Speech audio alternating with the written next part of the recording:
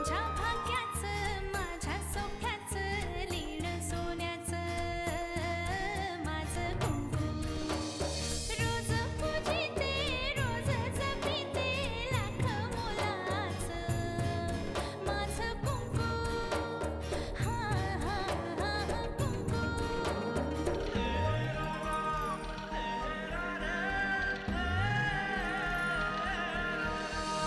मन माझे घर झाले त्याचे मोर स्वप्नाचा दारी नाचे शब्द त्याचे अमृताचे स्पर्श त्याचे चांदण्याचे त्याच्या श्वासाचे त्याच्या डोळ्याचे गुज सांगते माझं कुंकू हा हा हा कुंकू हा हा हा कुंकू ज्यासाठी ती धाड पडली होती तो काळा पैसा त्यांनी कुठे लपवून ठेवलाय? तुझी बहीण आर्यनला भेटायला जाते. हे स्वीटी सॉरी मला थोडा उशीर झाला ना. स्वीडी सगळी प्रॉपर्टी आणि पैसा आमच्याच ऑफिसमधल्या एका शिपायाच्या नावावर आहे. रेडकर त्याचं नाव. अहिल्या काकू घरी जाऊन तुझ्या नवऱ्याला जे काय सांगणार आहे त्यानंतर तुझी जी काय अवस्था होईल ना जानकी ती मला स्पष्ट दिसतीये.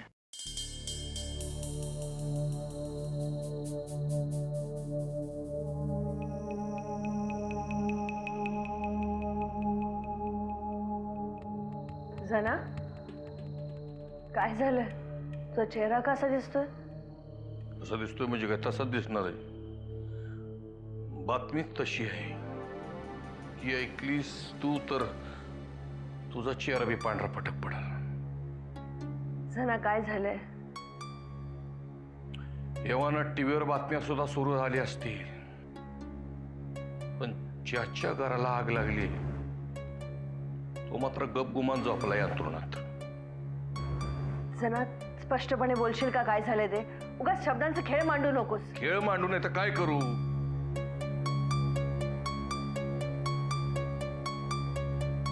समजा आयुष्यच खेळ मांडल्यागत झालंय. जना काय झालंय स्पष्टपणे सांगशील? जे काय सांगायचं ते पटकन सांग. योगंदरे कसं सांगू तुला? जना आता बोलशील? उगाच टेन्शन वाढवतोयस तू माझं.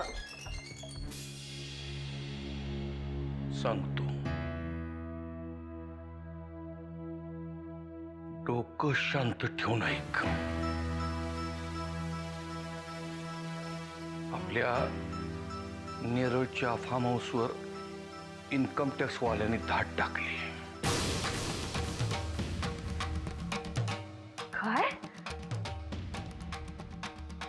तू तू काय बोलतोयस? तुला कळतंय जना? जे झालंय तेच सांगतोय. सगळा ऐवज सापडलाय पोलिसांना. कोणी दिली ही बातमी पोलिसांना?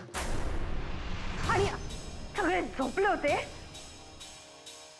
बातमी कशी गेली, कोणी नेली, काय बी कळलं नाही. पण जेव्हा कळलं तेव्हा बातमी देणारा आणि ऐकणारा दोघांची बी मानगूट माझ्या मुठीत असाल. या सगळ्यानंतरच्या गोष्टी झाला. आत्ता काय करायचं ते आधी ठरवा. रेडकर कुठे आहे? फरार झालाय. पोलीस शोधतायत त्याला. तो जर का पोलिसांच्या हाती लागला आणि त्यांनी तोंड उघडला तर आपण गोत्यात येऊ. नाही झाला. सगळ्यात आधी त्या रेडकरला शोधून काढ.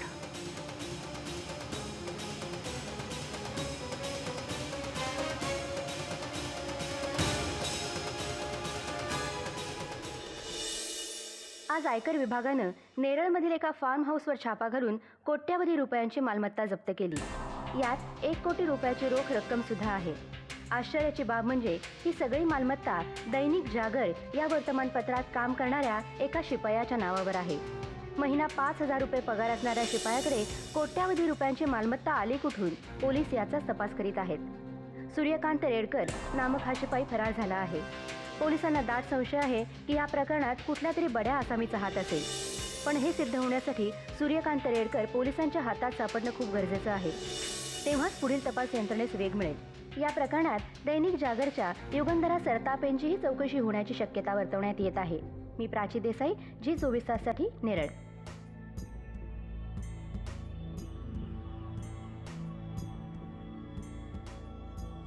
अभिनंदन, मानलं तुम्हाला. यावेळी गोळी योग्य ठिकाणी लागली. तरी नेम चुकलाच. आता फक्त हा रेडकर पोलिसांच्या आधी आपल्याला सापडायला हवा, मग मजा येईल. म्हणजे अजूनही बरीच खेळी बाकी आहे म्हणायची. अजून तर कुठे टॉस उडवलाय, खऱ्या खेळाला सुरुवात व्हायची आहे. पण तुम्हाला वाटतं युगंधरा सरतापे इन्कम टॅक्सच्या कचाट्यात सापडतील? मला एखाद्या गोष्टीचा शेवट दिसल्याशिवाय मी त्या गोष्टीला सुरुवातच करत नाही. मला धडा शिकवायला निघाली होती काय? नाही, या युगंधरा सरतापेला रस्त्यावर आणला ना, नरसिंह किल्लेदार नाव सांगणार नाही मी.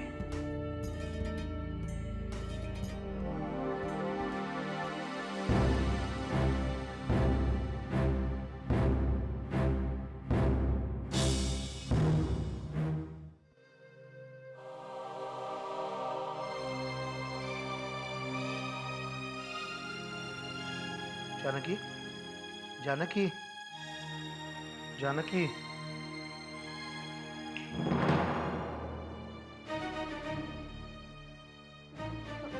तुम्ही काय झालं? काही झालेलं नाहीये. चला, मी मगापासून हाका मारतोय, तुझं लक्ष कुठे आहे? तुम्ही कधी आलात? अगं आत्ता चालू तुझ्या समोर. काय झालंय जानकी? हा, असं का बोलतेस तू? आणि आज तू कुठे बाहेर गेली होतीस?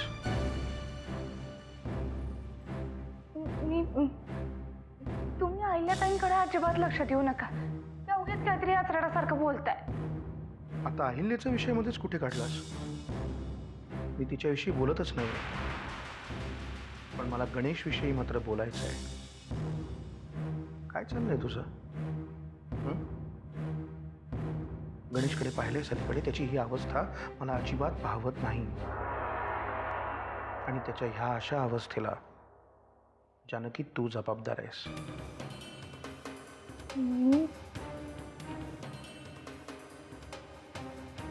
मी काय केलंय? मग कोणी केलंय?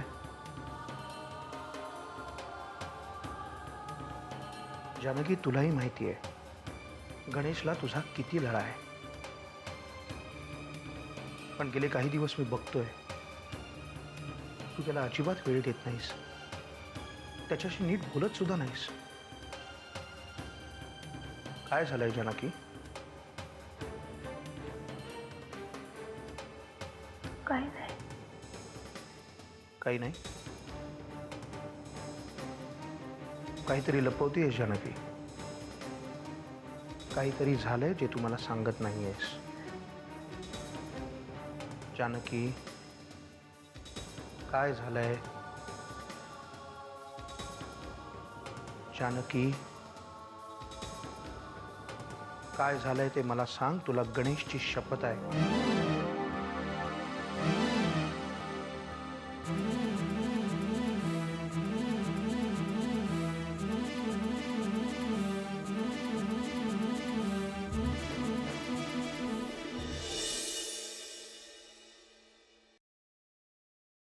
जना काका, हे सगळं काय झालंय? मी तुला जेव्हा फोन केला होता तेव्हा मला सुद्धा काय माहित नव्हतं. आपल्या नेरळच्या फार्म हाऊसवर छापा टाकून इन्कम टॅक्सवाल्यांनी तिकडची समधी प्रॉपर्टी सील केली आहे.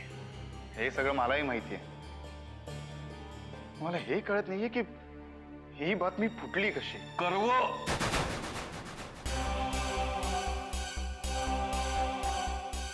त्या कर्वला पण त्या नरसिंहाच्या गोटात पाठवता होता ना, त्या नरसिंहाची माहिती काढण्यासाठी. मला तर वाटतंय हा कर्वच फुटला असणार.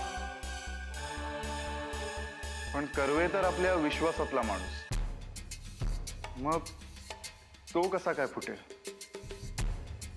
त्या नरसिंहाच्या तावडीत एखादा दगड जरी सापडला ना, तर तो धाडा धाडा बोला लागेल, मी आपलं कर्व नरसिंहाच्या नुसत्या नजरनच गारठला असेल.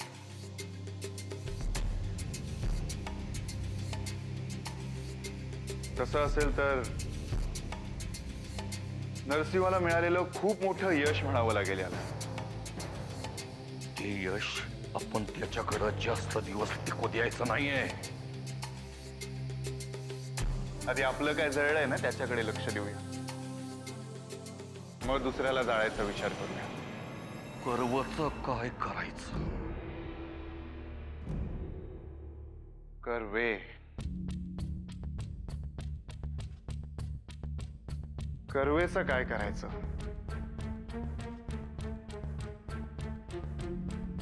कर्वेचं काय करायचं याचा विचार नरसिंहलाच करू दे. सध्या त्याचा पाहुणा आहे ना तो. आपण तरी या सगळ्यातून लवकरात लवकर कसं बाहेर पडता येईल याच्याकडे लक्ष देऊया.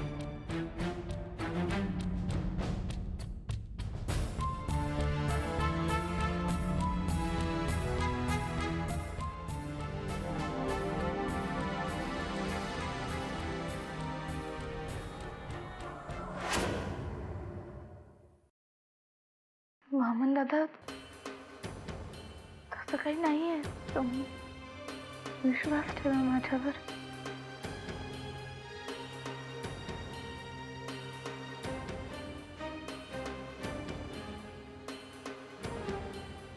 मग तूही विश्वास ठेव माझ्यावर. गोष्ट कितीही मोठी, कितीही महत्वाची असली तरी मीही कोणालाही सांगणार नाही.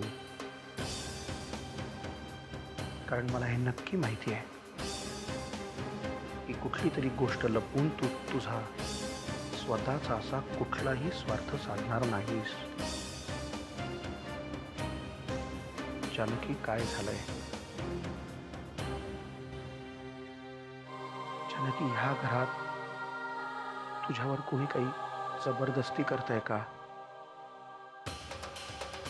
तुला कुठली गोष्ट करायला भाग पाडतंय का? जानकी, तुझ्या मनाविरुद्ध काही गोष्टी घडतात का? जानकी, तुला कोणी काही बोललंय? राधिका, अहिल्या यांच्यापैकी कोणी काही तुला बोललंय का? माझं काही चुकलंय? नाही, घरातलं कोणी मला नाही त्रास देते. घरातलं कोणी त्रास देत नाहीये. म्हणजे जिच्यामुळे त्रास होतोय ती व्यक्ती या घराबाहेरची आहे. ती व्यक्ती ह्या घराबाहेरची आहे. घराबाहेरची तरी कसं म्हणून? काय बोललीस जानकी?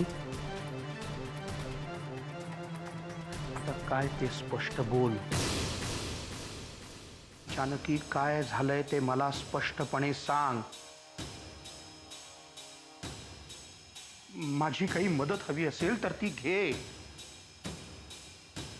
जानकी, जानकी, कुणाच्या दडपणाखाली तू ही अशी जगतीयेस? हा, बघ इकडे, माझ्याकडे बघ. एरवी साधं बोट ठेवायला सुद्धा जागा नसलेलं तुझं वागणं, आणि मग तू अशी चुकांवर चुका, चुकांवर चुका. जानकी, इकडे बघ. तू अशी चुकांवर चुका का करतेस? जानकी, तू अशी चुका. मला चुका करायला भाग पाडतोय.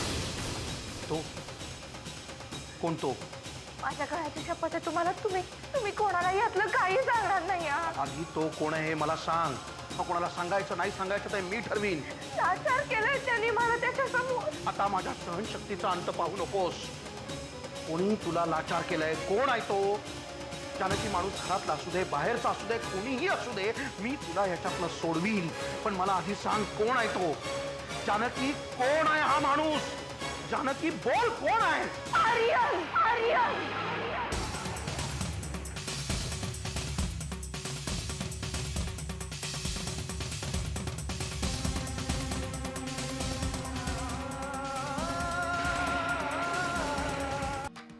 तो त्रास देतोय मला.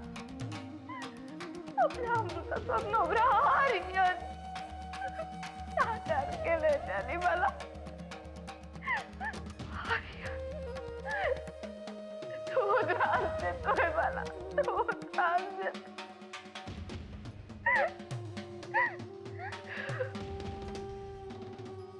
आपला नवरा आर्यन. आजार केलंय त्याने मला. तो त्रास देतोय मला.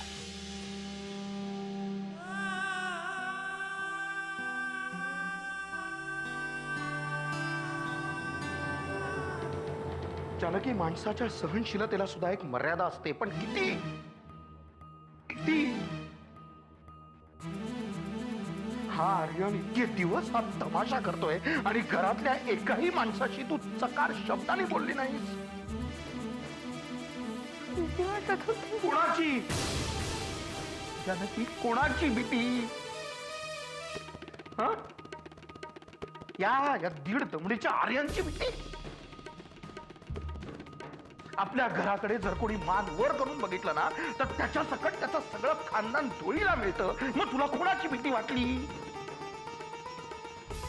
भीती वाटली अगं, टाचा वर करून आपल्या बंगल्याच्या गेट मधनं आतमध्ये बघायची हिंमत होत नाही कोणाची. आणि हा आर्यन, त्यांनी आपल्या घरातल्या अब्रूला हात घातला.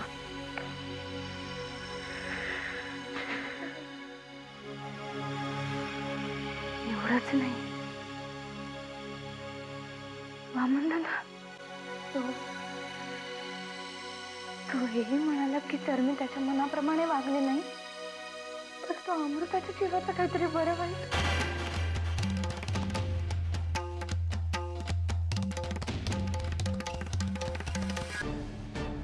तू वाईट वाटून घेऊ नकोस जानकी, पण ह्या सगळ्या प्रकरणात पहिल्यांदा तुला दोन मुस्कलात मारायला पाहिजे. कारण हे प्रकरण ह्या थराला जाण्याला फक्त तू कारणीभूत आहे.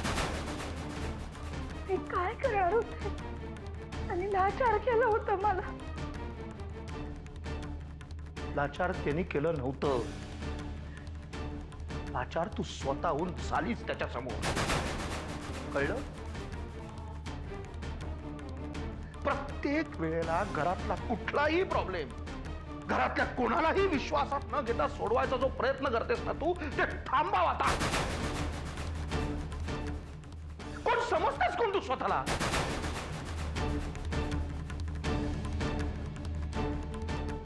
वामन दादा, अमृताने यांच्या मनाविरुद्ध लग्न केलं होतं आणि शिवाय शिवाय काय? शिवाय काय? जानकी, हे सगळे तू स्वतः बनवलेले तुझ्या मनाचे खेळ आहेत. प्रत्येक वेळेला झाशीची राणी म्हणून प्रत्येक युद्ध आपण जिंकलं पाहिजे, हे जे तुझं चाललंय ना, आता हे सगळं बंद कर. नाहीतर एक दिवस स्वतःचं हास्य करून घेशील आणि तुझ्या बरोबर सगळ्या घराला खड्ड्यात घालशील. आर्यन आणि अमृताच्या लग्नाला मी पण पाठिंबा दिला होता.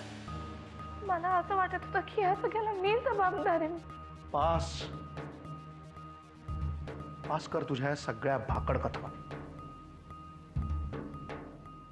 जानकी, आता तरी शहाणी हो. मी सांगतोय तसं वाग.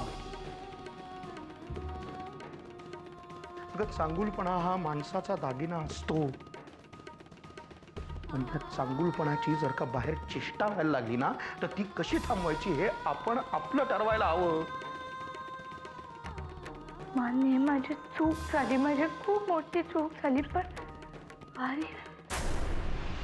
त्याचं काय? आर्यनचं काय करायचं ते आता तू माझ्यावर सोड. अमृता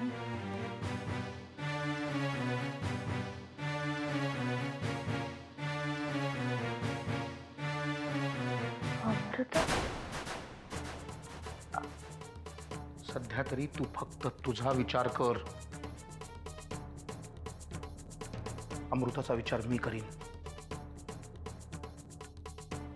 अमृताला तर मी सही सलामत सोडवीनच. पण ह्या सगळ्या प्रकरणात तुझा मात्र बळी निष्कारण जाईल. तेव्हा आता तरी शहाणी हो. आणि मी तुला जसं सांगतोय, जेवढं सांगतोय तेवढंच कर.